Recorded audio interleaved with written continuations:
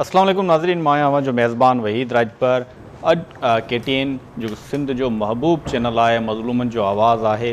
सिंध जा जेके इशूज़ हुजनि, कालाबाग डैम, पाणी जो इशू हुजे, मालियाती एवार्ड जे हवाले सां मामला हुजनि, तरक़ियाती रिथाउनि जे हवाले सां आला ऐवाननि में, इस्लामाबाद में कि ज़्यादतियूं थींदियूं हुजनि, उन हवाले सां सदाईं KTN जेको आहे उहो सिंधी अवाम जो आवाज़ु रहियो आहे, मज़लूमनि जो आवाज़ु रहियो आहे, सिंधियुनि जो जेको आहे महबूब चैनल रहियो आहे। सॼी दुनिया में रहंदड़ जेके सिंधी आहिनि उनजो पहिरियों जेको सिंधी चैनल आहे KTN, उन हवाले सां अॼु सालगिरह आहे। KTN जी जेकी सालगिरह आहे उहो शहीदनि जे नाव अॼु कई वई आहे। जेके असांजा 6 शहीद आहिनि, शहीद जान मोहम्मद महर समेत उनजे जेके अॼु उन्हनि जे नाव कई वई आहे, हीअ जेकी सालगिरह आहे। अॼु असां सां जेके इन प्रोग्राम में शरीक आहिनि ख़ुर्शीद अब्बासी साहब, जो हिन वक़्तु क़ाइम मक़ाम Pakistan federal union of journalist जो सदर बि आहे। इन खां अॻु जनरल सेक्रेटरी बि रहियो आहे PFU जो, सेक्रेटरी कराची प्रेस क्लब बि रहिया आहिनि। तमामु मोस्ट सीनियर जर्नलिस्ट आहिनि ख़ुर्शीद अब्बासी साहब। अब्बासी साहब तव्हांखे असां वेलकम चऊं था। गाज़ी जंडीर साहब सिंध जर्नलिस्ट काउंसिल जो बानी बि आहे, अॻूणो सदर बि रहियो आहे। इन वक़्तु असां सां हिन प्रोग्राम में शरीक आहे Aslam Haider Solangi, senior anchor person आहे, असांजो तजिया निगार आहे। असलम हैदर साहब तव्हांखे बि वेलकम चऊं था। मां अब्बासी साहब तव्हां खां शुरूआत कंदुमि। हिन वक़्तु ताईं जेकी सूरत हाल आहे, हीअ जेकी सालगिरह आहे, अॼु असांजी KTN जी 16वीं सालगिरह आहे, त इन पूरे सफ़र में हिन वक़्तु ताईं असांजा जेके सिथ जा साथी आहिनि उहे 6 शहीद थी चुका आहिनि। उन्हनि मां 5 जेके असांजा जेके सिथ जा साथी हुया उनजा कातिल गिरफ़्तार न थिया, अञा ताईं केस रोलड़ जो शिकार आहिनि। ताज़ो ई सिंध जे 3 नंबर वॾे शहर में सरेआम जेको आहे शहीद जान मोहम्मद महर खे शहीद कयो वियो कातिलनि, रेज़ननि, दहशतगर्दनि जे तरफ़ां। 14 अगस्त जी राति हुई, उन राति जेको आहे SSP ऑफिस जे साम्हूं क़तल कयो वियो। अॼु ॾींहं ताईं उनजा जेके कातिल आहिनि उहे सरेआम जेके सहाफ़ी लीडर आहिनि, जेके हिन जदोजहद में मुख्य जेको किरदारु अदा करे रहिया आहिनि, उनखे धमकियूं बि ॾेई रहिया आहिनि, वीडियो बि जारी करे रहिया आहिनि। इन सॼी सूरत हाल ते तव्हां छा ॻाल्हाईंदो, छा मौक़िफ़ु आहे तव्हांजो त हीअ सूरत हाल वञे काॾे पई? हिन में जेको का हुकूमत नाले जी का शइ कोन्हे, का सरेआम जेको आहे सहाफ़ियुनि खे क़तलु कयो पियो वञे ऐं सरेआम धमकियूं ॾिनियूं पियूं वञनि। सूरत हाल तव्हांजे साम्हूं आहे, तव्हां हिन ते छा ॻाल्हाईंदा? साईं, हिकु वॾे अरसे खां वठी लाक़ानूनियत जो आहे असां वटि हिते, ऐं ख़ासि सिंध जेका आहे असां मां तमामु घणो मुतासिर थी विया आहिनि लाक़ानूनियत मां। ऐं मां त हिन ते तमामु जेके हिन वक़्तु सूरत हाल आहे उन में जेतिरी हिमत आहे उहो कमु करणु, कंहिं बि नेगेटिव कमु करणु उहो करे सघे थो। हाणे ॻाल्हि इहा आहे त हिन वक़्तु जो आहे पोज़ीशन हाणे तव्हां पंहिंजे इंट्रो में शुरू कयो जान मोहम्मद महर जे हवाले सां। जान मोहम्मद महर न रुगो सहाफ़ी हुयो, सोशल वर्कर बि हुयो, ऐं उन खां पोइ तंज़ीमी तौर ते बि हुन कमु कयो। सखर प्रेस क्लब में एक्टिव रहियो, उहिदेदार रहियो, सखर यूनियन सदर रहियो, ऐं सखर यूनियन जनरल्स में बि जेको आहे एक्टिव रहियो। केतिरी मीटिंग में असां शरीक थींदो हुयो, इवन लाहौर में गोटा में मीटिंग उते हूंदो हुओ। ऐं मां ॾिठो त हुनजी हिकिड़ी वॾी दिलचस्पी हूंदी हुई। ॾिसो, जीअं मां हमेशह चवंदो आहियां, पहिरियों चयो त भई को बि हर माण्हू साफ़ न ॾिसी सघे कि नेचर वाइज़ हुन माण्हू खे सभु सलाहियतूं, ऐं हुन पंहिंजे इदारे लाइ जेको आहे सो वॾी जाखोड़ कई। ख़ासि तौर जेके इंटरव्यू लाइव इंटरव्यू जेके कया धाड़ेलनि जा, ऐं जेके अञा या जेके लोकल मसइलनि ते हुन जेको इशू खयां सखर मां, सखर टाइम में ख़ासि तौर जेको इशू लोकल खणंदो हुयो। इन करे हुन जेका ज़ाहिर आहे हुन चैनल त KTN हुयो, पर जेको हुन जंहिं अंदाज़ सां जंहिं विढ़ियो आहे ऐं जेका जिदोजहद कई अथई, त मां सम्झां थो त इन सां तव्हांजे इदारे खे हिकिड़े सुठे कारकुन जे शहीद थियण ते वॾो नुक़सानु थियो आहे। त इन करे इन क़िस्म जा माण्हू वॾा घटि पैदा थींदा आहिनि, हुरिया पैदा थींदा आहिनि, तजुर्बनि सां अॻिते वधंदा आहिनि, जंहिंसां उन चैनल खे फ़ाइदो थींदो आहे। त ज़ाहिर आहे त KTN बिल्कुलु इहा हक़ीक़त आहे। KTN कावश जेको आहे सिंध जे माण्हुनि जे दिलनि ते राज कनि था, ऐं इहा हक़ीक़त आहे, इहा मञणु खपे। त असां ॾिठो आहे त कावश ख़ासि तौर ते जेको नओं कल्चर मुतारिफ़ करायो, त हिक पेज में वधीक ख़बरूं जेके सो एडजस्ट करणु, इहो को नओं कल्चर शुरू कयो कावश स्टार्टिंग में। ऐं ॿियनि हाणे कापियूं कयूं आहिनि, त इहो पहिरियों कल्चर न हुयो। इहे अच्छा, ॿियो ताज़ियूं ख़बरूं, इन जेका सर्कुलेशन तव्हांजी जेका आहे हिकु त तमामु देरि सां ख़बर वठणु ऐं वरी जल्दी माण्हू ताईं पहुचाइणु, इहा कावश में झलक जेका आहे सा नज़र आई माण्हुनि खे। इन करे कावश जेका आहे सा माण्हू खे उनजो बाक़ाइदा इंतज़ारु कनि पिया कावश जो। ॿी त जेका शहीदनि जी ॻाल्हि था कयूं, ख़ासि तौर ते वॾी अहम ॻाल्हि जेका आहे त तव्हां हिनखे पंहिंजी सालगिरह जेका आहे सा शहीदनि जे लाइ कई आहे। हिकिड़ो सुठो हिकिड़ो मां सम्झां थो हिकिड़ो वॾो फ़ैसिलो आहे ऐं शहीदनि खे यादि करणु मां सम्झां थो त उनखे उन जे स्पिरिट सां यादि कयो वञे, जंहिंजो जेको किरदारु रहियो आहे उन हवाले सां यादि करणु मां सम्झां थो त उनखे वॾी हिकिड़ी ख़ुराक जी अक़ीदत पेश करे सघूं था। त इन लिहाज़ सां जेके हालतूं आहिनि ख़ासि तौर सिंध जूं, त उन में जानमंद महर जहिड़े शख़्सियत जो मालिक जेको आहे जो शहीद थी वञे ऐं उनजा कातिल न पकड़िजनि या उन कातिलनि जे लाइ मुख़्तलिफ़ हीरा बहाना इस्तेमालु कया वञनि या मुख़्तलिफ़ इन में जेको आहे सो इहो इन खे ॻाल्हि कई वञे त भई इहो केस जेको आहे सो हुनखे कंहिं तरीक़े सां टोड़े मोड़े पेश कयो वञे जीअं मामला अॻिते वञी सघनि। मां सम्झां थो इहो सिधो सहाफ़ ते हमिलो आहे।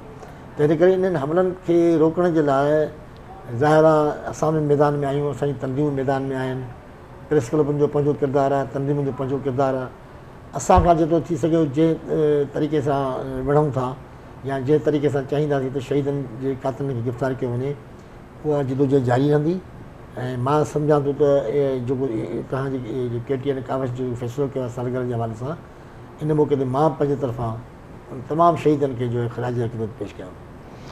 गाज़ी साहब, हिन पूरी सूरत हाल में तव्हां शुरू ॾींहं खां वठी जेको आहे जदोजहद में बि गॾु आहियो, पूरी जेकी जाखोड़ थी आहे तॾहिं खां वठी कराची ताईं जेके धरना लॻा, कैंप आख़िर में कराची प्रेस क्लब वारो लॻी, पूरी सूरत हाल तव्हांजे साम्हूं आहे, हिन ते तव्हां छा चवंदो? वहीद साहब, सॼी जेका हीअ सूरत हाल आहे 49 ॾींहंनि जी जेका हीअ सफ़र आहे, स्ट्रगल आहे शहीद जानमंद महर जे कातिलनि जी गिरफ़्तारी जे लाइ, जीअं ख़ुर्शीद अब्बासी साहब चयो त सभई जेके सहाफ़ी आहिनि उहे पंहिंजे पंहिंजे पर में पंहिंजे पंहिंजे हिसे जो किरदारु अदा करनि पिया, भले सहाफ़ती तंज़ीमूं हुजनि, भले प्रेस क्लब्स हुजनि। ख़ासि तौर ते ऐं हिकु भेरो ॿीहर जस्ट पेश कंदुसि तव्हांजे हिन इदारे खे, KTN खे, कावश ग्रुप खे, जेके पहिरीं सिफ़ में सॼी टीम, सॼो मैनेजमेंट, सॼो इदारो शहीद जानमंद महर जे खून सां इंसाफ़ लाइ पहिरीं सिफ़ में बीठो आहे। असीं सभु तव्हां सां गॾु रहिया आहियूं ऐं गॾु रहंदासीं। जेको तव्हां चयो था त छा थियणु खपे या छा पॉइंट ऑफ व्यू आहे मुंहिंजो हिन समूरी सूरत हाल में, ॾाढो मायूस कंदड़ आहे। यकीनन मायूसी थिए थी हेॾी वॾी स्ट्रगल खां पोइ बि जेकॾहिं शहीद जानमंद महर जे क़त्ल केस में नॉमिनेट थियल 6 जवाबदारनि मां अॼु ताईं हिकिड़ो जवाबदार बि गिरफ़्तार न थी सघे ऐं पुलिस जा ऑफिसर्स, पुलिस जा हाई लेवल जा ऑफिसर्स तव्हां असांखे मुतमइन एंगेज करण लाइ वीडियोज़ ठाहिराइनि ऐं पंहिंजो कचे मां 5 मोबाइलूं चकर हणी मोटी अचनि, तव्हां असांखे ॿुधायो वञे त सभु कुझु थिए पियो। यकीनन इहे शयूं मायूस करनि थियूं, पर मायूस असां आहियूं कोन, तव्हां असां पुरज़म आहियूं ऐं तेसीं ताईं असांजी स्ट्रगल सभिनी कलमधणियुनि जी, जेके कलमधणी सवनि में न हज़ारनि में आहिनि ऐं न रुगो सिंध जा पर सॼे मुल्क जा कलमधणी आहिनि, उहे इन ॻाल्हि ते मुतहिद आहिनि, पुरअज़म आहिनि त शहीद जानमंद महर जे कातिलनि खे मंतक़ी अंजाम ताईं पहुचायो वेंदो ऐं शहीद जानमंद महर समेत सिंध में जेके ॿिया शहीद साथी आहिनि असांजा, उन्हनि मां अक्सरियत तोड़े जो KTN जे साथियुनि जी आहे, कावश ग्रुप जे साथियुनि जी आहे। जीअं तव्हां ॿुधायो पिया त 6 जेके वेझे माज़ी में कावश KTN ग्रुप जा साथी असांजा शहीद थिया आहिनि, उनमें शायदि सुमरो हुजे, उन्हनि में अमीर बख्श बिरोही हुजे, उनमें असांजो साथी मुनीर सांगी हुजे, या 2 साल 2.5 साल पहिरियां शहीद अज़ीज़ मेमण वारो वाक़ियो हुजे। मजमूई तौर ते वरी सभु जेके तव्हां समूरा वाक़िया ॾिसंदो न त असांजो क्रिमिनल जस्टिस सिस्टम एतिरो मफ़लूज आहे, एतिरो नाअहल आहे या एतिरो मुहताज आहे जो इन 6 शहीदनि जे जेकॾहिं केसनि ते ॻाल्हि कयूं, पाण जानमंद महर खे छॾे करे बाक़ी 5 ते ॻाल्हायूं त 5 शहीदनि जे क़त्ल केसनि में कंहिं हिक बि जवाबदार खे सज़ा न अची सघी आहे, को हिकु बि जवाबदार फांसीअ ते न चढ़ी सघियो आहे। पाण ॻाल्हि पिया करियूं जस्ट काविश केटीएन जे शहीद साथियुनि जी, पाण अजय लालवाणी शहीद जे केस ते ॻाल्हि करियूं, पाण शहीद वली बाबर जे केस जी जेकॾहिं ॻाल्हि करियूं, मजमूई तौर ते ॻाल्हि करियूं, न रुॻो सहाफ़ी, पर तव्हां अहिड़ो को बि एग्ज़ाम्पल वेझे माज़ीअ में पेश नथा करे सघो जंहिंमें कंहिं क़तल केस जी, कंहिं संगीन वारदात जी केस में घुर्बल कंहिं ॾोहारीअ खे कोर्ट में सज़ा आई हुजे, फांसी आई हुजे या उमिरि क़ैद आई हुजे त उन ते अमल थियो हुजे। बदकिस्मती आहे असांजे निज़ाम जी, कमज़ोर निज़ाम आहे, मायूस थो करे ऐं आम माण्हुनि जो निज़ाम तां वेसा टुटे थो। तव्हां असां हिन जेके मीडिया इंडस्ट्री जा पोरित आहियूं उहे यकीनन उमीदुनि ते हीअ दुनिया क़ाइमु आहे। असां पुरुमीद आहियूं ऐं हर मुमकिन कोशिशि कंदासीं पाण गॾिजी सॾिजी करे त शहीद जान मोहम्मद महर जे कातिलनि खे न रुॻो कानून जे कटहरे में आंदो वञे पर उनखे करारे वाक़ई सज़ा बि ॾियारी वञे। असलम तव्हां हिन हवाले सां पूरी सूरत हाल तव्हांजे साम्हूं आहे, इंतिहाई मायूसी वारी सूरत हाल आहे। जीअं गाज़ी चयो वली बाबर क़तल केस में उते उनखे मुलज़िमनि खे दहशतगर्दनि खे सज़ाऊं आयूं, पर अजय कुमार जो जेके ॾिसंदासीं त अजय कुमार जा जेके शाहिद हुयो उनखे रस्ते वेंदे जेको आहे उहो अञा ताईं जेको आहे उनखे ख़बर न आहे तो क़तल थियो, एक्सीडेंट हुयो, छा हुयो। त पूरी सूरत हाल असांजा जेके 5 साथी उन जा केस रोलड़ जो शिकार आहिनि। हिन वक़्तु शहीद जान मोहम्मद जो क़तल केस आहे उन में का पेशरफ़ कोन्हे, का इन्वेस्टिगेशन जा जेके 4 IO अथनि, 5 IO बि चेंज कयो वियो, हाणे 6 IO थींदो। त इन हवाले सां तव्हां छा पूरी सूरत हाल मां मुतमिन आहियो, तव्हांजो मौक़िफ़ छा आहे, तव्हां हिनखे कीअं पिया ॾिसो? बिल्कुलु वही साहब, दुनिया सॼी चेंज थी रही आहे, सॼी दुनिया जदीद आहे ऐं दुनिया में रिपोर्टिंग थींदी आहे, सहाफ़ी क़तल बि थींदा आहिनि, उन्हनि सां इंसाफ़ बि थींदो आहे। हिते 1-2 मिसालनि खां सवाइ डेनियल पर्ल वारो मामिलो हुजे या वली बाबर 1-2 उन खां सवाइ जी तादाद में जेके सहाफ़ी क़तल थिया आहिनि उन्हनि खे इंसाफ़ न मिली सघियो आहे। इंसाफ़ त छा, पर उन्हनि जा कातिल बि गिरफ़्तार जवाबदार न थी सघिया आहिनि। अॼु शहीद जान मोहम्मद महर जे मामले ते एॾी वॾी ॻाल्हि आहे, एॾो वॾो मामिलो आहे त हिकु इदारो आहे, हिकु KTN चैनल आहे, उन जी सालगिरह जो ॾियारो आहे, ख़ुशियुनि जो ॾियारो आहे, पर उन इदारे समूरो पंहिंजो जेके ख़ुशियूं आहिनि उहे जान मोहम्मद महर जे उन क़तल जे हवाले उन मुतालबे हेठि रखी छॾियूं आहिनि त असांजो अगरि हिकिड़ो वर्कर, हिकिड़ो असांजो साथी क़तल थींदो त असां ग़म मल्हाईंदासीं, असां कारो ॾींहुं मल्हाईंदासीं, असीं जवाबदारनि जी ॻोल्हा कंदासीं ऐं उन वक़्त ताईं उन्हनि जो पेरो खणंदासीं जेसीं ताईं उहे कातिल, उहे रहज़न गिरफ़्तार नथा थियनि। कातिल रहज़न साम्हूं आहिनि भई साहब वेठा, वीडियो जारी कनि था। हिकिड़ो कातिल आहे जेको अणपढ़ियो आहे, जेकी तालीम कोन्हे, उहा वीडियो आहे उहा एडिट करे थो, उहा एडिट कराए केरु थो, उहा वायरल केरु कराए थो, उनखे पनाह केरु ॾिए थो, उन जा सहूलियतकार केरु आहिनि। एतिरो इंटेलिजेंस वर्क कमज़ोर न आहे, सभु शइ जी ख़बर आहे, पर उन बावजूद बि उन्हनि कातिलनि उन्हनि ताईं गिरफ़्तारी उन्हनि जी अमल में नथी अचे। सॼी सिंध सरापा एहतिजाज आहे, सॼी सिंध मां दाहूं अचनि थियूं, एहतिजाज थियनि था, पर कातिलनि खे केरु उन्हनि ताईं पहुचे नथो।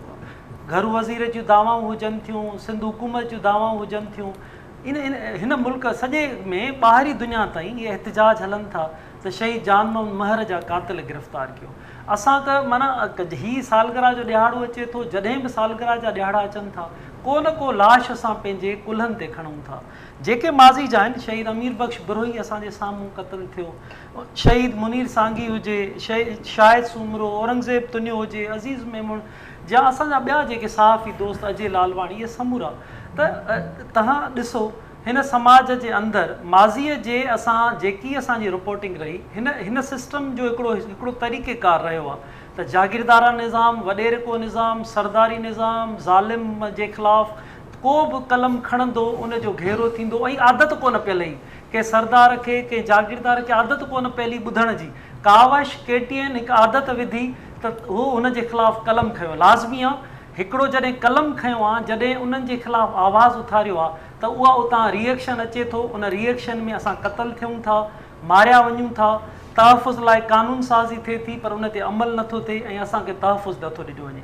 पर हिकिड़ी ॻाल्हि वाज़े आहे, अॼु सालगिरह जे ॾियारे वाज़े मौक़ुफ़ आहे, वाज़े ॻाल्हि आहे, असांजी पॉलिसी वाज़े रही आहे त असां जेको मज़लूमनि जो साथ आहे, जेको कलम खयो आहे उहो कलम असांजो जारी रहंदो। असीं माई जिंदू वारो मामिलो हुजे, वेंदे सकरनि जो ई मामिलो हुजे जिते ॻोठाणा क़तल थियनि था, या ॿिया मामला हुजनि था, असां पंहिंजो मौक़ुफ़, असां पंहिंजी शयूं साम्हूं रखूं था। भले सॼी दुनिया जो दरिया हिकु पासे वहे, पर असां उन ते बीठल हूंदा आहियूं त ही ॻोठाणा हुआ, ही मज़लूम माण्हू हुआ, उन्हनि खे क़तल कयो वियो।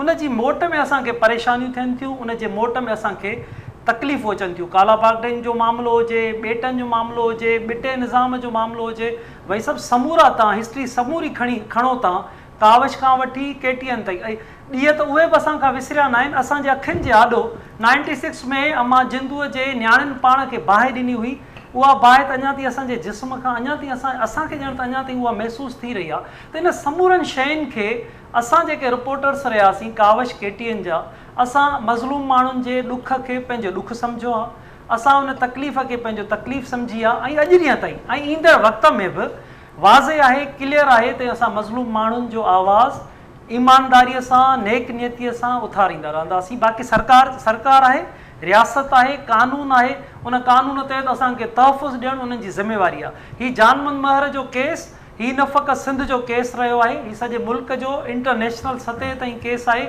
दुनिया में किथे बि जेको सिंधी ॻाल्हाईंदड़ हुजे, ॿी बलोच ॻाल्हाईंदड़ हुजे, ॿियूं जेके ॿोलियूं ॻाल्हाईंदड़ माण्हू हुजनि, उन्हनि प्रोटेस्ट कयो आहे। छो जो KTN जेको आहे उहो न फ़क़ति सिंधियुनि जो आवाज़ु रहियो आहे, बलोचनि जो आवाज़ु आहे, पंजाबियुनि सां जेके ज़्यादतियूं थियूं, मज़लूम पंजाबी, असां उन्हनि जो आवाज़ु रहिया आहियूं। KP में को ज़्यादतियूं थियनि थियूं, असांखे चयो वियो माज़ी में, चयो वेंदो आहे अञा ताईं त तव्हां इलाइक़ाई मक़ामी चैनल उहे हूंदा आहिनि जेके हिकु हद ताईं असांजी जेके हदूं आहिनि उहे सॼी दुनिया जो जेको मज़लूम माण्हू आहे, ख़ासि तौर ते हिन ख़िते जो, असां उन सां गॾु बीठल रहिया आहियूं। हाणे असां गॾु बीहूं था, उनजी असांखे सज़ा ॾिनी वई आहे, ॾींदा रहनि था। जानमन महर जो क़तल असांखां न विसरियो आहे, न विसरंदो।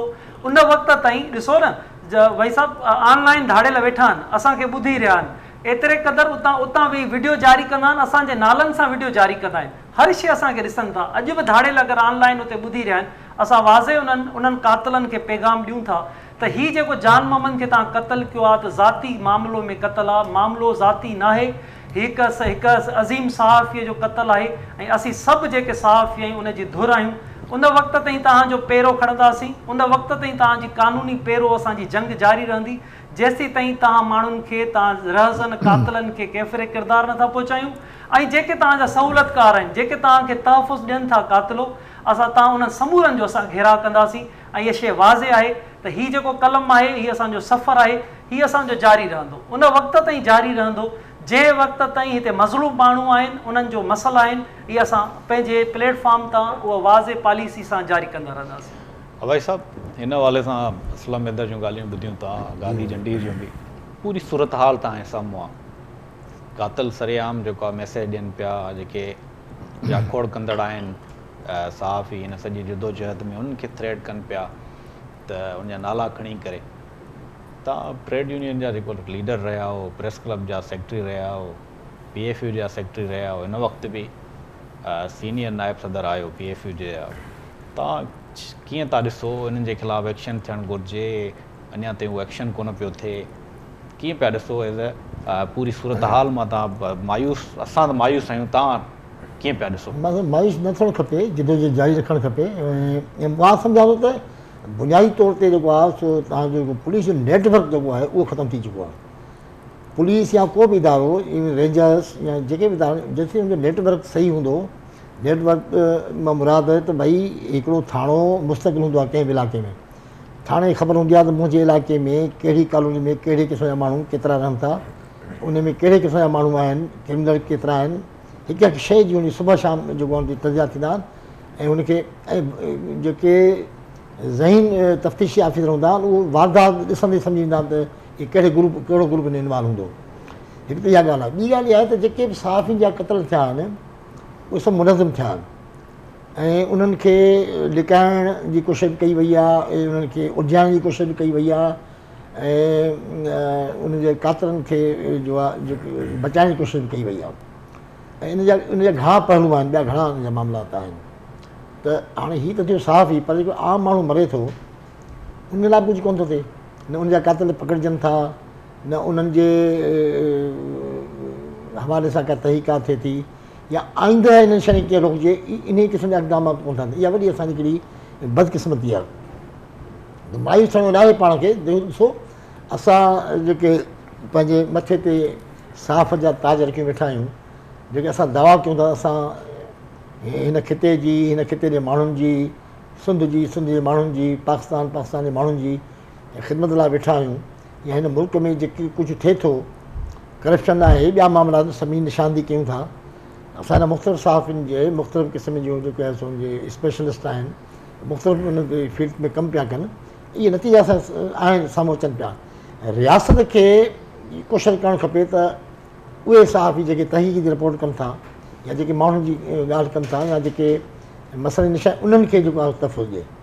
उनखे तहफ़ुज़ न ॾींदी जेकॾहिं रियासत, त पोइ इहो मामिलो तमामु ॾाढो ख़राबु थींदो ऐं ख़राबु थियणु वञे पियो।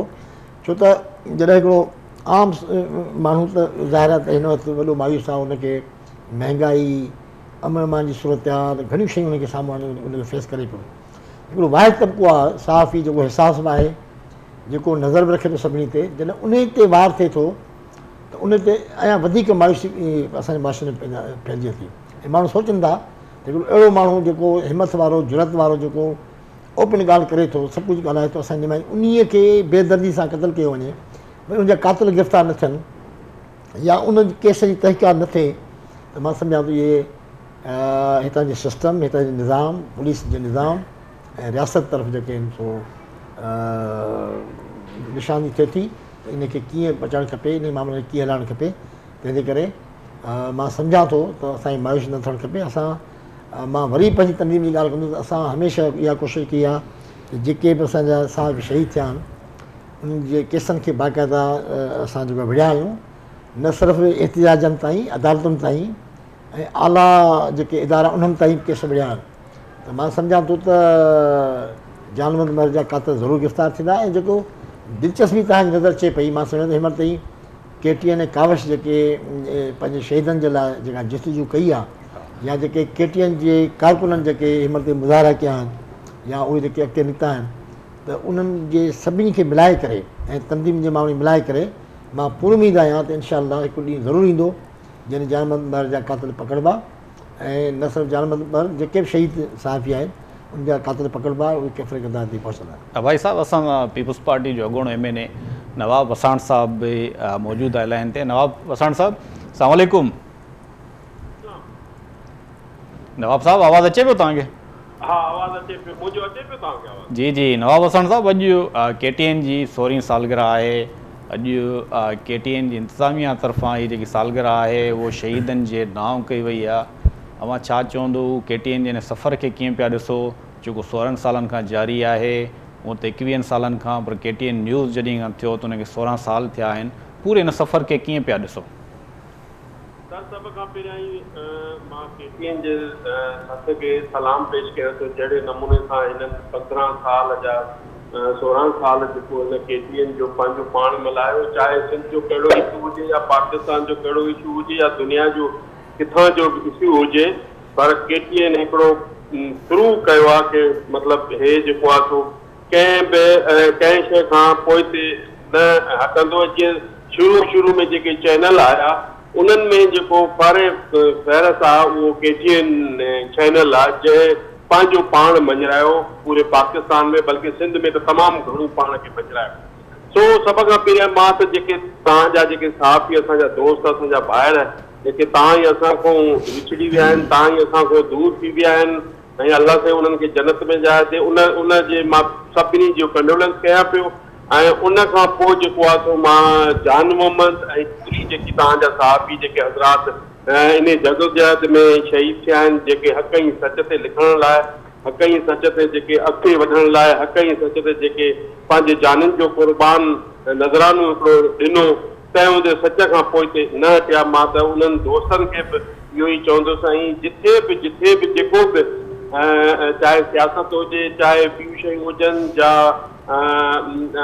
जेके चैनल जा जेके तव्हांजा सहाफ़ी वफ़ादार आहिनि, जेके उहे हुजनि, उन्हनि में हिकिड़ो पंहिंजो मट पाण आहे। उन जे करे के सचाई हिकिड़ी वॾी काउंट थींदी आहे। हीअ दोस्त जेके शहादतूं माणियूं आहिनि, जान मोहम्मद महर समेत जेके बि आहिनि, सो उन्हनि खे मुंहिंजो तमामु घणो हिकिड़ो जीअं चइजे त ॿिन्ही हथनि सां सलाम बि आहे, ॿिन्ही हथनि सां उन्हनि खे जदोजहद जो खे बि सलाम आहे ऐं हुननि पंहिंजो पाण मल्हायो आहे पूरे सिंध में जा पंहिंजे इलाइक़नि में जा पंहिंजे हुननि जी बस्ती पाण जेके बि हुजनि। मां सिर्फ़ु इहो चवंदुसि त जेकॾहिं अहिड़ा साहब बि अहिड़ा हर इदारे में हर उन शहरनि में हुजनि त मुंहिंजे ख़्याल में हक़ ई सच खे को मटाए नथो सघे ऐं हक़ ई सच खे को किराए नथो सघे ऐं हक़ ई सच खे को दफ़न नथो करे सघे। जेकॾहिं अहिड़ा असां सभु थी वञूं, सभु अहिड़ा साहब बि थी वञूं, अहिड़ा हक़ ई सच वारा ऐं जेके बि असांजे इदारे में जेके हर चैनल में आहिनि इलाही खोड़ आहिनि अहिड़ा आहिनि, पर कुझु ज़ाहिरिया हरंद उहे हूंदा आहिनि, पर हीअ हक़ ई सच जी जेकी रांदि खे जेकी खेॾनि पिया आवाम जे लाइ, ग़रीब आवाम जे लाइ या ग़रीब माण्हुनि जे लाइ। नवाब साहब शहीद जान मोहम्मद मर तव्हांजे दौर में तव्हांजी सिंध में हुकूमत आई, तॾहिं शहीद कयो वियो उनखे सिंध जे 3 नंबर वॾे शहर में। तव्हांजो उन वक़्तु बि जेको आहे कातिल गिरफ़्तार न थिया, हिन वक़्तु बि निगरान हुकूमत आहे, अञा ताईं साॻी सूरत हाल आहे। सर हाणे ॾिसो उन में छा हुयो त असांजा कुझु ॾींहं वञी बचा, हफ़्ता न हुया, पर उन में सिंध गवर्नमेंट जा बिलावल भुट्टो ज़रदारी साहब जेके एफर्ट्स वरिता उहे तव्हांजे साम्हूं ऐं बिलावल भुट्टो साहब पाण कंडोलेंस ॾियणु जान मोहम्मद महर साहब वटि वञी पहुतो। ॾिसो असां पाकिस्तान पीस पार्टी जा असांजा जेके नुमाइंदा आहिनि, असांजी लीडरशिप आहे उहो न चाहींदी त कंहिंसां को नाजाइज़ी थिए। हाणे कोशिशूं शुरू में जीअं हिन वक़्तु जेकॾहिं असांजी हुकूमत हुजे हा त शायदि इहे केतिरे किरदार ते पहुची वञनि हा, इहे गिरफ़्तारियूं थी वञनि हा, पर हिन वक़्तु बि ॾिसूं पिया त अञा हिनखे डिले छो पियो थिए या एजुकेट छो थियूं इस्तेमालु थियनि ऐं उन्हनि माण्हुनि खे छो नथो गिरफ़्तार कयो वञे। त ज़ाहिरी आहे हिकिड़ी सिचुएशन अहिड़ी असांजे हिन में इलाइक़नि में ठहियलु आहे जेकी ॾाढी ॾुखोईंदड़ आहे, मन मोहींदड़ आहे, मतिलबु उनखे ईअं चइजे त हिकिड़ी डिफिकल्ट आहे। तो इंशाअल्लाह अल्लाह वटि देरि आहे अंधेर न आहे ऐं अल्लाह साईं ज़रूरु उन्हनि कातिलनि खे उन्हनि माण्हुनि खे पंहिंजे सज़ा ज़रूरु ॾींदो ऐं असां चाहियूं था त अहिड़नि माण्हुनि खे सज़ाऊं मिलणु घुरिजनि ऐं पाकिस्तान महिरबानी साईं नवाब साहब, महिरबानी तव्हांजी हुजे चाहे कोई हुजे उहो न चाहींदो त उन्हनि खे कैफ़र किरदार तक पहुचायो वञे ऐं उन में तव्हां पाण ॾिसो त CM सिंध मुराद अली शाह पहुतो, असांजा वज़ीर पहुता, chairman Pakistan Peace Party Bilawal Bhutto Zardari sahab बि पहुतो ऐं उनजो पाण तव्हां ॾिसो त उन जेतिरियूं कोशिशूं वरितियूं जान मोहम्मद महर लाइ। तो असां चाहियूं था, पाकिस्तान पीस पार्टी चाहे थी, ज़ाहिरी आहे हे सिंध सभिनी जो आहे ऐं तव्हां ई असांजो ऐं तव्हां ई असांखे को अहिड़ो इशू थींदो त उनखे अॻिभरो करिणो आहे ऐं अॻिते वठी वञिणो आहे। तो इंशाअल्लाह नवाब साहब तव्हांजी महिरबानी तमामु जेको आहे हिन हवाले सां जेकी सूरत हाल आहे उन ते तव्हां बयानु ॾिनो। गाज़ी साहब हिकिड़ी नई डेवलपमेंट थी आहे, कंफर्म कोन आहे, RS नवाज़ साहब सिंध जो घरू वज़ीर आहे, उनजी मूंखे फ़ोन बि अचे पई कंटिन्यू ऐं कोशिशि कयूं पिया त उनखे लाइन ते वठूं। उनजो मौक़ुफ़ आहे त हिन वक़्तु जेको मज़हर अब्बास साहब खे फ़ोन कई त मूंॾे फ़ोन अचे पई कंटिन्यू, त मूं दोस्तनि खे चयो आहे त लाइन ते वठूं। उन दावा कई आहे त शकातिल जेको हिन वक़्तु गिरफ़्तार थी चुका आहिनि, शहीद जान मोहम्मद महर जा मरकज़ी मुलज़िम बि गिरफ़्तार थियो आहे, पर हाणे इहे कंफर्म कोन आहे। फ़ोन करे पियो मज़हर अब्बास जो मूंखे मैसेज आयो आहे, गाज़ी आसिफ़ साहब जो मैसेज आयो आहे, पर ऑफिशियली अञा ताईं का बि अहिड़े हवाले सां जेको पेशरफ़ न आई आहे। घरू वज़ीर खे असां वठंदासीं, हुन चयो त अधु कलाक में मां तव्हांखे अपडेट वठी ॾियां थो, पर अञा ताईं ऑफिशियली न आहे, हिन ते पाण वधीक कोन था ॻाल्हायूं। त हिन हवाले सां गाज़ी साहब हाणे तव्हां छा चवंदो, पूरी सूरत हाल तव्हांजे साम्हूं आहे, कचे में माण्हू जेके दहशतगर्द आहिनि उहे थ्रेड करे रहिया आहिनि, JIT जो जेको असांजो मुतालबो हुयो उहो पूरो कोन थियो, कुदूस कलवर जेको आई हुयो उहो तब्दील कयो वियो, हिन वक़्तु तनवीर आलम ओडे जी सरबराही में जेकी असां JIT ठाराईसीं इन्वेस्टिगेशन टीम, JIT जो सरबराह हुयो असांजो मुतालबो उनखे तब्दील कयो, पर अञा ताईं जेको आहे उहे सभु मुतालबा पूरा कोन थिया आहिनि। असांजा हिकिड़ो मुतालबो पूरो थियो कुदूस कलवड़ा वारो, उहो बि 3 ॾींहं पहिरियां जेको आहे उहो पूरो न थी सघियो।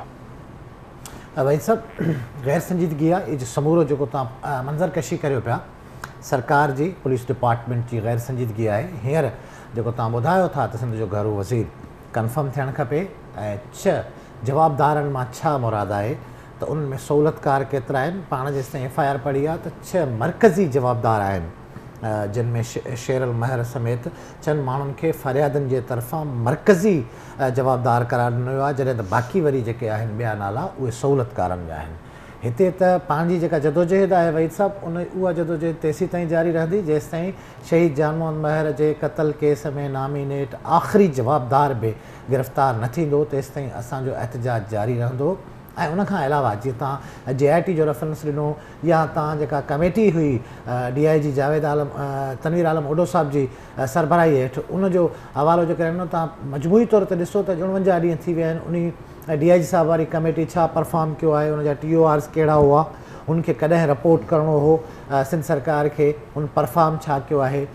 JIT जे हवाले सां नोटिफिकेशन जारी थियो हो JIT जो हेड केरु हुजणु खपे, केरु आहे, पर छा JIT हिन महिल ताईं छा परफॉर्म करे सघी आहे। ख़ासि तौर ते असांजो सीनियर आहे ख़ुर्शीद अब्बासी साहिबु ऐं असलम हैदर सोलंकी साहिब बि हिन ॻाल्हि खे सम्झे थो त हीअ जेके केस आहे हीअ क्रिमिनल जस्टिस सिस्टम में प्रोसिक्यूशन जी तमामु वॾी इंपॉर्टेंस हूंदी आहे। जेके जवाबदार आहिनि सहूलियतकार गिरफ़्तार आहिनि उन्हनि जो रिमांड आहे, अॻिते हली हर सूरत में पुलिस खे उनखे चालान पेश करिणो पवंदो।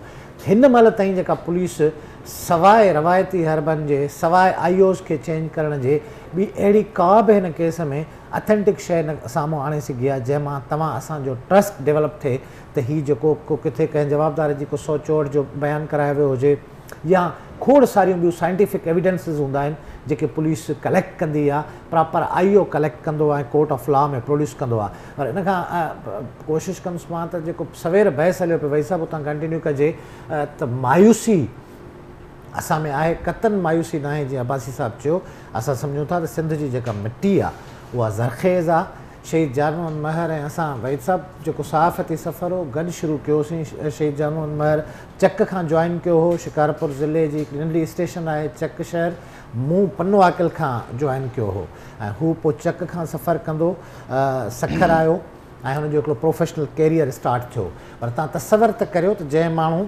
चक जहिड़ी नंढड़ी स्टेशन खां सफ़र कयो हो सहाफ़ती शुरू, उहो छाकाणि त काविश ऐं KTN जहिड़े प्रोफेशनल इदारे सां लाॻापियल हो, इन करे हुनजो जेको सहाफ़ती कद काठ हो एॾो ठहियो जो अॼु सॼी सिंध सॼो मुल्क सॼी दुनिया हुनखे डिस्कस पई करे, हुनजी क़ुर्बानी खे डिस्कस पई करे। इन करे शहीद जान मोहम्मद महर जी जेका क़ुर्बानी आहे उन सहाफ़ती समाज में शहीद जान मोहम्मद जहिड़ा ॿिया सवें कैरेक्टर पैदा कया आहिनि जेके सुभाणे जा जान मोहम्मद महर हूंदा हिन सोसाइटी सां हिन समाज में बेपहुच माण्हुनि सां बीठल हूंदा। ऐं शहीद जान मोहम्मद वारे क़त्ल केस जे हवाले सां जेके बि असांखे ख़दशा आहिनि, पर सुठी जेका ॻाल्हि आहे पॉज़िटिव जेको पहलू आहे उहो इहो आहे जेको असांखे मायूस थियण खां बचाए थो। तोड़े जो जेके हुकूमती लापरवाहियूं आहिनि, ओणायूं आहिनि, पुलिस जी ग़फ़लत आहे, लापरवाही आहे, मुजरमानी ग़फ़लत आहे, उन हूंदे बि तव्हां ॾिसो सॼी सिंध कराची खां कश्मीर ताईं, केटी बंदर खां कारूंझर ताईं हर हिकु सिंध जो माण्हू, सिविल सोसाइटी जो माण्हू, अदीब, वकील, दानश्वर, सहाफ़ी सभई सरापा एहतजाज आहिनि। सभिनी जो गॾियल मुतालबो आहे त शहीद जान मोहम्मद महर जे क़ातिलनि खे गिरफ़्तार थियणु खपे ऐं उनखे कैफ़र किरदार ताईं पहुचाइणु खपे। कराचीअ खां इस्लामाबाद ताईं सॼे मुल्क जी जेका सहाफ़ती कम्यूनिटी आहे, भले बलूचिस्तान जा सहाफ़ी हुजनि, KP जा सहाफ़ी हुजनि, पंजाब जा सहाफ़ी हुजनि, सिंध जा सहाफ़ी हुजनि, असीं सभु मुतहिद आहियूं ऐं हर सहाफ़ी जो मुतालबो आहे त जान मोहम्मद महर जे क़ातिलनि खे कानून जे कटहरे में आंदो वञे। हीअ जेका तहरीक आहे, हीअ जेको शहीद जे रत जे बदौलत तहरुक पैदा थियो आहे सॼे मुल्क में, उहो यकीनन मज़लूमनि जो आवाज़ु आहे ऐं हीअ जेको आवाज़ु आहे हीअ एहतजाजी तहरीक आहे। हीअ जेका सदा आहे मज़लूमियत वारी, इहा हर सूरत में क़ातिलनि खे त पंहिंजे अंजाम खे पहुचाईंदी। पर जेकॾहिं किथे को क़ातिलनि जा बासर सरपरस्त आहिनि, सहूलियतकार आहिनि, मास्टर माइंड आहिनि, त तव्हां यकीन कयो वहीद साहिबु त उन्हनि जूं निंड्रूं फिटल हूंदियूं, हुनखे सुकून कोन हूंदो। हिन जहान में बि हुनखे सुकून नसीब न आहे ऐं इनशा अॻिले जहान में बि हू हिन पंहिंजे जेको अमल कयो आहे उनजो अंजाम भोॻींदा। इन करे असां मायूस न आहियूं। यकीनन असांखे शिकायतूं खोड़ सारियूं आहिनि हिन सिस्टम मां ऐं शदीद तरीन डिमांड आहे असांजी त फौरी तौर ते क़ातिलनि खे साम्हूं आंदो वञे ऐं केस जी जेका प्रोसिक्यूशन आहे उनखे स्ट्रॉन्ग कयो वञे त जीअं असां क़ातिलनि खे उन्हनि जे अंजाम ताईं पहुचाए सघूं। ॿी सूरत में हीअ जेका तहरीक आहे, हीअ जेको तहरुक आहे, उहो ख़तमु न आहे थियणो तेसीं ताईं जेसि ताईं ॾोहारी कानून जी पकड़ में न ईंदा। असलम तव्हांजो इन हवाले सां इन वक़्तु जेकी पूरी सॼी सिंध में सिंध सरापा एहतजाज आहे, कश्मीर खां कराची ताईं, हुन में कलमदणी सिंध जो शऊर सॼो जेको आहे उहो सरापा एहतजाज आहे। पोइ बि इहा सूरत हाल आहे, हेॾो हाई प्रोफाइल केस आहे, उन में जेके 5 जेके क़तल थिया या जेके साथी हुया उन्हनि जे केसनि सां बि इहो शर थियो। हिन वक़्तु बि जेकी इंतिज़ामी लापरवाही आहे, पुलिस जेको अञा ताईं को एक्शन खणण लाइ तयारु न आहे, उन ते तव्हां छा था सम्झो? बिल्कुलु भाई साहब, हिकु इहो त हीउ इश्क जो सफ़रु आहे, ऐं उहो इश्क जो सफ़रु असां ॼाणी वाणी तइ कयो आहे। सिंध जे साफ़ आहिनि जेके मूंसां गॾु दोस्त वेठल आहिनि, गाज़ी साहब, अब्बासी साहब, असीं सभिनी जेको तइ पाण कयो आहे त हीअ असां इश्क जो सफ़रु आहे असांजो, असीं ॼाणी वाणी शौरी तौर ते हिन फील्ड में आया आहियूं। हिन जे लाइ मायूसी त असांखां परे खां असां न गुज़रंदी आहे। रही ॻाल्हि त हीअ जेकी दावाऊं कयूं वञनि थियूं, कातिल गिरफ़्तार थियनि या जेके सहूलियतकार आहिनि, सहूलियतकारनि लाइ इहे त अगरि पुलिस दावा करे थी त उहो कचे में असां हिन जाइ ते रेड कयो, 3-4 माण्हू तव्हां गिरफ़्तार थिया धाड़ियल, ही उहे माण्हू आहिनि जिन शहीद जान मोहम्मद जे कातिलनि खे सहूलियत ॾिनी। हाणे उन्हनि खे गिरफ़्तार कनि था त छा जेके कातिल आहिनि उहे कॾहिं गिरफ़्तार थींदा? हिकिड़ी शइ त वाज़े आहे, साम्हूं पई आहे त कातिलनि जे हवाले सां कातिलनि जा पेरा उहा सरकार खे ख़बर आहे।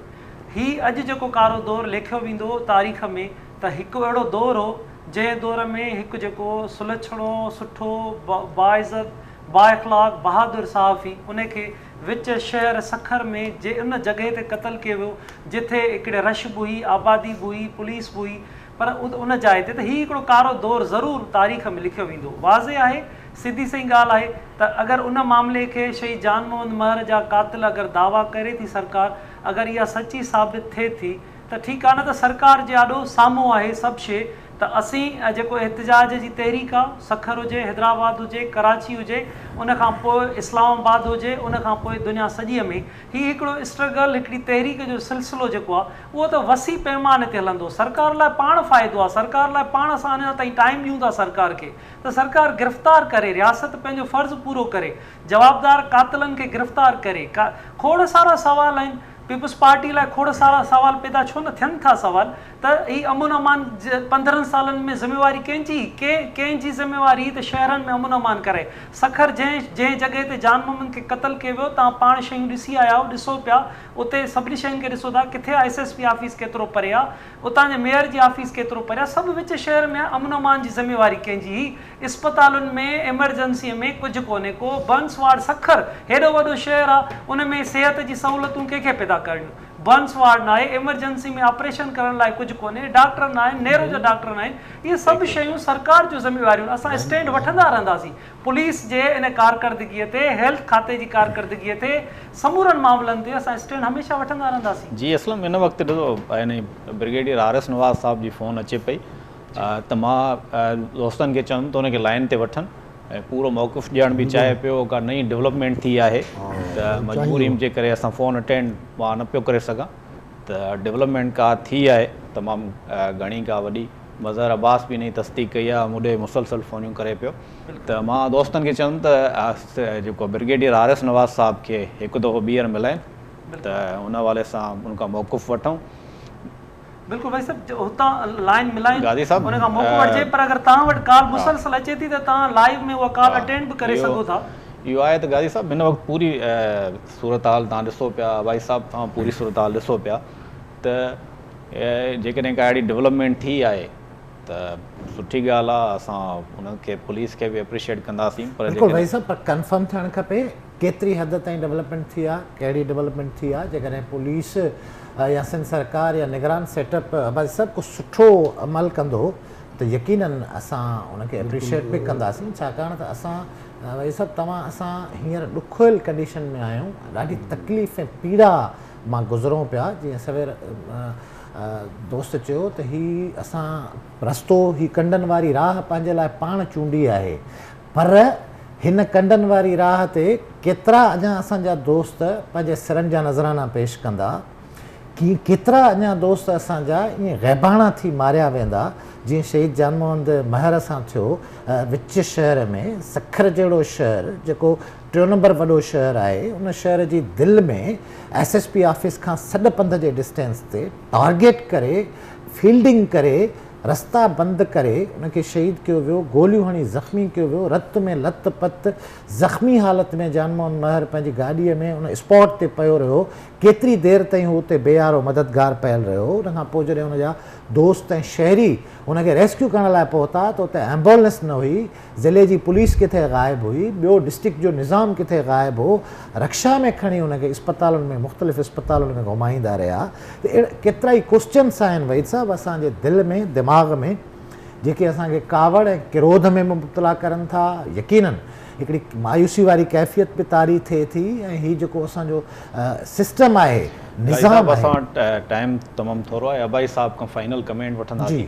अबाई साहब, पूरी डिस्कशन तव्हां ॿुधी, जी फाइनल पंहिंजा कमेंट्स तव्हांजा कहिड़ा हूंदा? पूरी जेकी सूरत हाल आहे, ॾिसो, पहिरीं ॻाल्हि त इहा आहे मैसेज त कहिड़ो ॾियणु चाहींदो? जी बिल्कुलु, पहिरीं ॻाल्हि त इहा आहे त तव्हांजे चैनल KTN कावशान सभिनी शहीदनि जे ॼाण जे हवाले सां हिकिड़ो वॾो फ़ैसिलो कयो, जंहिंजो प्रेशर जेको आहे सो डेवलप थियो आहे ऐं थींदो। तंहिंजे करे हिन वक़्तु ई ॾिसो न, निगरान सेटअप में जेको आहे हलचल पैदा थी चुकी आहे। हीअ जेके बार बार कानून जो छा मक़सदु आहे? त इहे रुॻो हिकिड़े ॾींहं जी जेके तव्हां कोशिशूं कयूं आहिनि या जंहिं अंदाज़ सां तव्हां हिनखे मामले खे हिते खयो आहे, हिकिड़ो वॾो पैगाम इहो आयो। त मां सम्झां थो त असां सुरखुरू थींदासीं ऐं यकीनन असां छा सुरखुरू थींदासीं, गवर्नमेंट सिंध खे जेको आहे सुरखुरू थियणु खपे। कातिरनि खे पकड़े पंहिंजो किरदारु अदा कनि ऐं आईंदे इन शइ खे रोकनि। जेकॾहिं तव्हां जेके ज़िमेदार आहिनि उनखे बिल्कुलु किफ़र किरदार ते पहुचाए। हिकिड़ो सिस्टम असांजो जहिड़ो बि आहे, जंहिं हालत में आहे, असां अॻिते वधंदासीं ज़रूरु ऐं मायूस न आहियूं ऐं इनशा पंहिंजी जिदोजहद जारी रखंदासीं। जी अबाई साहब, महिरबानी तव्हांजी। जी नाज़रीन, पूरी तव्हां ॻाल्हि ॿोल ॿुधी। जेके असांजा तजिया निगार हिन वक़्तु असां सां गॾु आहिनि, ब्रिगेडियर हारिस नवाज़ सां कोशिशि कईसीं त उन जो मौक़िफ़ साम्हूं अचे। इन खां पहिरियां उन ऐलान कयो त अधु कलाक में मां पूरी अपडेट जेकी आहे उहा तव्हांखे ॾींदुमि। ऐं मायूसी वारी सूरत हाल असां उन साम्हूं रखीसीं त पुलिस मां सख़्तु मायूस आहियूं। पूरी सूरत हाल तव्हांजे साम्हूं आहे। अॼु जी जेकी स्पेशल ट्रांसमिशन हुई KTN जी सालगिरह जे हवाले सां, जेकी शहीदनि जे नाव कई वई हुई, उन स्पेशल ट्रांसमिशन जो अॼु जेको इख़्तिताम थिए थो। तेसिताईं पंहिंजे मेज़बान वहीद राजपर खे ॾींदा इजाज़त। अल्लाह हाफ़िज़।